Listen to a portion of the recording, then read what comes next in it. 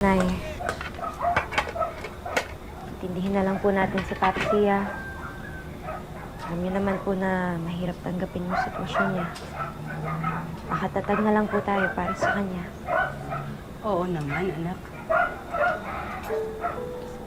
Wala naman to dun sa sakripisyong nagawa ng tatay mo para sa atin. Hindi tayo susuko. Ako na. Sige na. Kailangan mo na bumalik dun sa bahay ng Yumi. Wala na po ako. Nana, love you po. Wala na po ako. Pasensya ka na sa inasal ng papsi mo kanina, ha? Okay lang po yun. Ayoko namang maghiwalay tayo ng hindi tayo okay. Okay lang po yun, Papsi.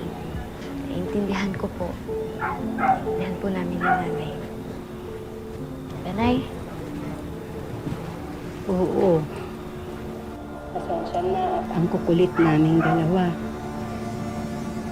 Gusto lang naman namin makasiguro na ayos ka talaga.